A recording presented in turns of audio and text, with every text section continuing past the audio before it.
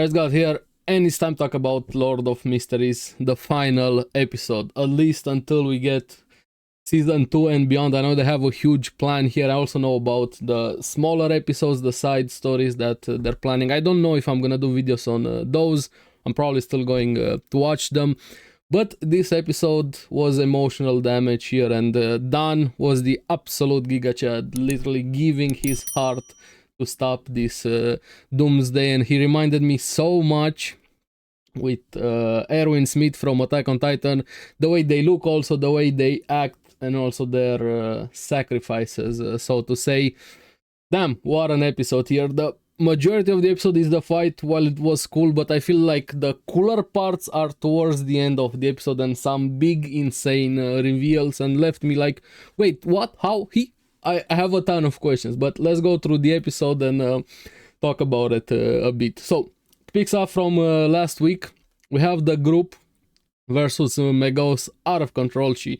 There's no way of saving her. She was completely delusional, even before the transformation. But now that she's transformed, she was thinking like they're trying to steal her kids. The body of the true god was also manipulating her, and there was no saving her. So they had to fight her and defeat her before the true god, true creator was being born. I imagine if they didn't manage to do that, probably things would have been much worse here. So the fight was great. I like seeing them working together. Klein giving the blood vessel to Leonard. He couldn't use it. She was too fast there. Klein using rituals to save Dan, trying to slow down Megos, and Dan with his nightmare powers, trying Leonard trying to use the blood vessel to steal. Like, they're using anything and everything, and they're getting overwhelmed there, and she was getting angrier and angrier, and the monstrosity, mythical creature in her belly was getting closer and closer to being born, which was amplifying all of the things they had to deal with. And I like how Dan was the one that wanted to step ahead to lock it down, telling them, hey, come after 10 seconds. I think he knew where this was going to end here, knew what had to be done, and did it.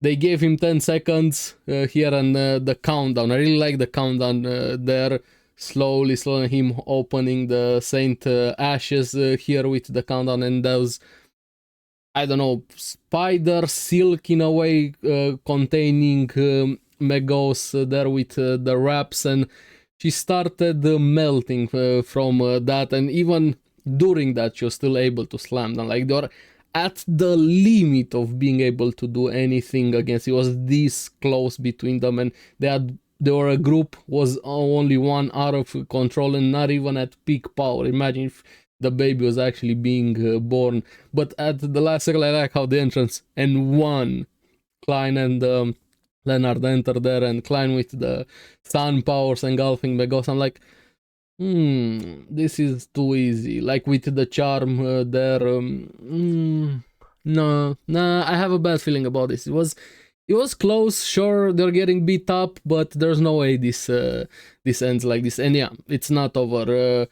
He actually slashes Klein, like, over his chest, and even touches his heart. Now, I'm not sure on this. Maybe I would need a rewatch. I think he healed, or maybe he was in Dan's nightmare. Give me a correction in the comments below, until I'm probably gonna rewatch the episode. But I'm thinking he healed her when he got slashed, and kind of connect with how this episode turned out here. Like, that was a pretty big wound here, and Leonard trying to subdue it. But what was cool during the episode, I was like, man, there's no way they're gonna win, right? They tried everything, it didn't work out. Klein is wounded, the others not really working out. The blood vessel is just a chance. He didn't have even a chance to try and use to get the RNG to be able to steal the powers. And slowly you see somebody walking, the slow walk. There are always like anime series and episodes that have a character doing slow walks. Yuhabak did it in Bleach. We had the Muzan one in Demon Slayer. Let me know if you guys want a Demon Slayer review. Also watch the movie. But here, this guy, somebody from Evernight HQ. I'm like, okay, is it that guy that put them under oath to swear not to reveal the digestion and everything? But he didn't look like that guy. I'm like, okay, I don't care who, somebody needs to come and save them, right? I was like, okay, hold on a bit, he's coming, even though he's doing a slow walk, but he's coming. Somebody from HQN even showed his credentials there. Little did I know until I saw the end of the episode, and I was like, fuck, that guy wasn't there to help. But when I was at this part of the episode, okay, somebody's coming to help, they have a chance here. While they are still fighting here, Leonard failing to use the artifact to steal, Klein tries to save there, to use everything he can, even loses the charm a bit and actually gets skewered. And this is why I'm thinking was also Nightmare involved and not just him being healed, because Dan was the MVP throughout everything here, and he's able to bind Megos there, and the baby kind of breaks that. The baby was getting close to being born, the true creator, unleashing power, stops them, all of their efforts kind of being for naught at this point, even though they threw everything they had. And Dan proceeds to show how the slow walk is done here with the ashes, and I didn't expect him to this. I was like, they're gonna hold out until that guy is gonna come to save them from the church, but he just proceeds to rip out his heart from his own chest, puts it in the ashes case, and I'm like, fuck, he's doing a sacrifice play. But absolute Giga Chad, what he did there, just the coolness, the aura he had, even with the pipe, actually got a bit emotional, and even more. And when you see that blue light everywhere, the brightness here, and the comrades, the one that he kept a part of them while eating them with him being there, even old man Neil and the others, like chef's kiss what they did with that scene. Him even using his nightmares, the Sandman Gates, in conjunction with the artifact here, and his sacrifice, and Klein the tear on the sun charm here, and throwing it at Megos there, and insane blinding light, like obliterated her. I think only like small part of umbilical cord or something remained, even though that kind of also went poof here. And him standing and Klein looking at him, hey Captain, we succeeded. And him, yeah, we succeeded. I'm like, fuck, you guys succeeded, you stopped the Doomsday, like the baby primordial being, whatever the fuck that is, stop it from being born, you saved the city, but at what cost here, and done collapsing. Like, damn, absolute Giga Chat what he did there. Knew what needed to be done, went for it, and did it. And in his final moments, also thinking of Dali and kind of that scene with her feeling something. Actually got emotional here. I like characters like this when they show their final moments. It was great for that one. And Klein rushing, trying to heal him with the potion there. Yeah, dude, I don't think that's gonna work unless you have, like, I don't know, a sequence, whatever fuck sequence lower than 5 or something, I don't know, to be able to heal him, like insane god potion or something. His heart was I don't think it's gonna work, but I get the feeling, Klein, I get that feeling. And again, I didn't expect this to happen. While he was doing this, Klein gets fucked. Like, his own heart gets ripped out. Okay? Damn, I really didn't expect this one. Like, fully ripped out, and you see him collapsing. Like, it was even more gruesome than what Dan did to himself. Like, straight through him, no reaction, nothing. He just got obliterated, basically. And you see that smug piece of shit looking at him, smiling, and Klein just getting a glimpse of him in his last moments. And it's the fucker doing the slow walk from the church. And I was thinking, he's there to help. Yeah, he's not there to help. And maybe I'm cursing too much. I saw the YouTube things, everybody's losing views and so on. But I want to talk freely. So if I don't know, I curse. It is what it is. I'm enjoying the show here. I'm gonna curse. It is what it is. But yeah, I didn't expect Klein to die. Like, he actually died. Really, really died. And this guy just ripping his heart out here and being smug about it. And then you hear the voice. Like, from here on, the episode was just peak. Like, it was an amazing episode. What we had with the dance scene, his sacrifice. And from here I'm like, okay, where is this show going? Where is this show going? And then you hear that voice, I finally come out, freedom, and saying ins Zangwil, mortal, referring to the guy from the church. So he's probably a traitor right now. He's probably working for the church, and he betrayed them to get his hands on this quill, but especially get his hands on the saint ashes here. And then the voice kept saying, ins Zangwil, the mortal who invited me to come out of the Chinese gate. I think it's the quill talking, I'm not sure. Remember last episode when I said if you guys watched Once Upon a Time there with the author being able to have the ability to write things into reality, the quill kind of has this power. We're not fully the rules here with it, how powerful it is, and so on in this episode, but somewhere along those lines, probably in season 2 and beyond, we're gonna find out the rules and everything, how it works. Or is there somebody else talking that is able to use the quill, putting things into reality, small coincidence, and manipulating things, moving things? And that was the feather that we kept sawing in the entire series so far. So when the feather was involved, the quill was being used, or the quill was using its power, if it's actually sentient here. Don't tell me, don't go into spoilers if you read the source material. Also, fuck ins Zangwil again one more time, just to make sure. And it wanted to possess the ashes here, and I really like how they did going through all of the events so far, how the story started, how everything got put into motion, trying to manipulate Dan to get him to this point.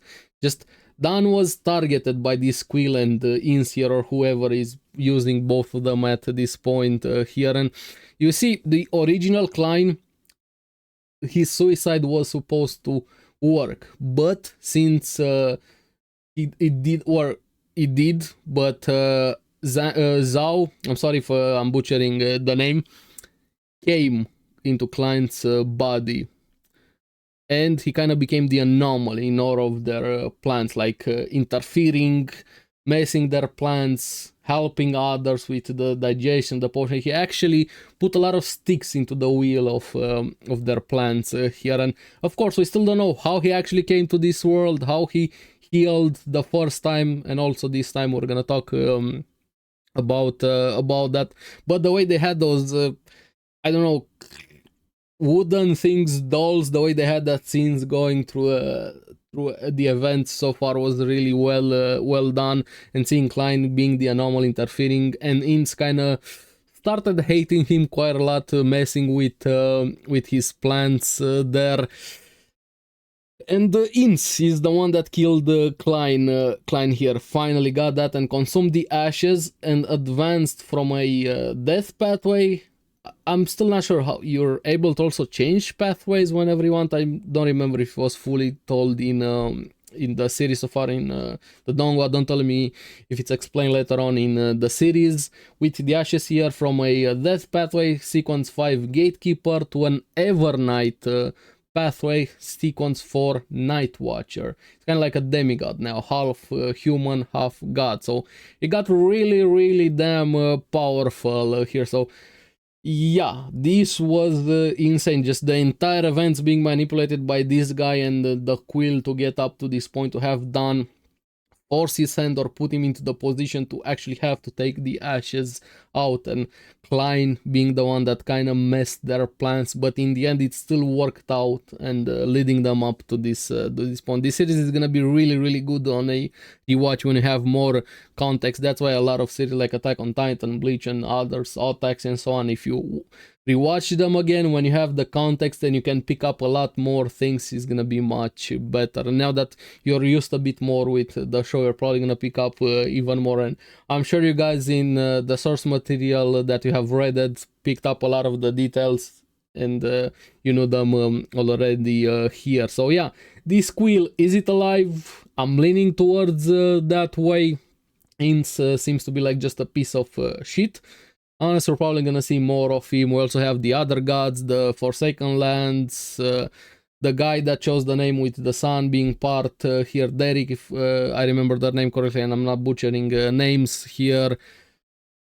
the other factions. Like, it's an insanity of things that we still have in this world here. But after all of that, we see a bit of the aftermath there. Leonard being in recovery, kind of the survivor there, feeling guilty. Imagine what his mind is going through. Still don't know what's up with his shadow that is able to talk.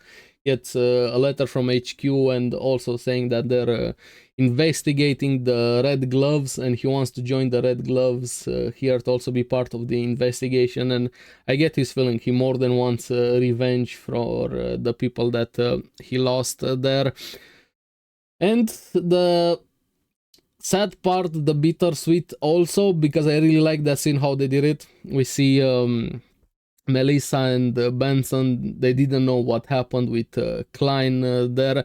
And that's why I'm saying we need more character moments. I feel like in the later episodes they did it much better, giving characters time, moments, and scenes for us to get attached to them. Otherwise, I wouldn't care about these characters. If we didn't have those small moments, I don't give two shits if a character dies, does something cool. Yes, it's aura and so on, looks great animation, but if I'm not attached to the characters, I'm not gonna get invested. And in the later part of the series, I definitely got a lot more invested into the characters. But seeing them here oblivious, not knowing about Klein, and when Leonard comes in to let them know he doesn't even need to talk, they just know instantly, especially Melissa. And then we see the funeral and the whistle, throwing it, being buried with him, and Isaac being there overlooking a bit, saying he's sorry he didn't make it in time. I'm curious how it would have went down if Isaac actually made it in time. I think he probably would have been able to defeat Megos, but then we don't have had these emotional scenes, just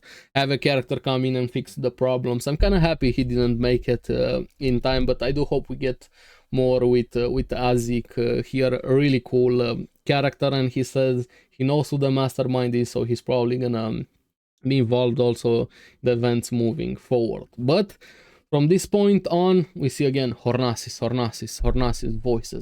voices here, and Klein out of the grave and in the gray fog, healing. Like, is he immortal? Is the fog making him immortal here? How did he come back? Because it's also related. Was the wound that he got here in this episode, not when he got his heart ripped out, but that wound when his heart was also touched, did he heal in that moment, or was it all in a nightmare? And also when he got skewered by Dan.